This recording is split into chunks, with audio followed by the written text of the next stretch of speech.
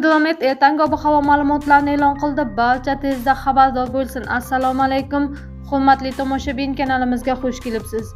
Videodan to'liq xabardor bo'lishni istasangiz, kanalimizga obuna bo'lib, video roliklarimiz ostiga bir dona like va podpiska tugmachalarini bosib qoldiring.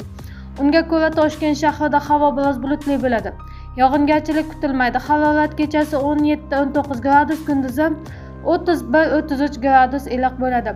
Qoraqalpog'iston Respublikasi Xorazm viloyati havo biroz bulutli bo'ladi. Ba'zi joylarda o'zgaruvchan bo'ladi. Yog'ingarchilik kutilmaydi. Harorat kechasi 13-18 gradus, kunduzi 27-32 gradus iliq bo'ladi. Buxoro va Navoiy viloyatlarida havo biroz bulutli bo'ladi. Ba'zi joylarda o'zgaruvchan bo'ladi. Yog'ingarchilik kutilmaydi. Harorat kechasi 15-20 gradus, kunduzi 30-35 gradus iliq bo'ladi. Toshkent, Sirdaryo, Jizzax, Samarqand viloyatlari havo biroz bulutli bo'ladi. Ba'zi joylarda o'zgaruvchan bo'ladi.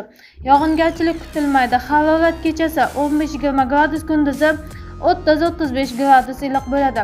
Qashqadaryo va Surxondaryo viloyatlari havo biroz bulutli bo'ladi. Ba'zi joylarda o'zgaruvchan bo'ladi. Yog'ingarchilik kutilmaydi. Harorat kechasi 18-23 gradus, kunduzi 33-38 gradus iliq bo'ladi. Andijon, Namangan, Farg'ona viloyatlarida havo biroz bulutli bo'ladi.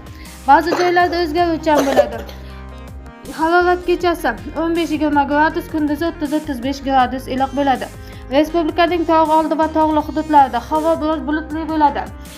Ba'zi joylarda o'zgaruvchan bo'ladi. Qisqa muddatli yomg'ir yog'ishi, momaqaldiroq bo'lishi mumkin. Sel, suv, toshqin hodisalari yuzaga kelishi mumkin. Harorat kechasi 10-15 gradus, kunduzi 18-23 gradus iliq bo'ladi.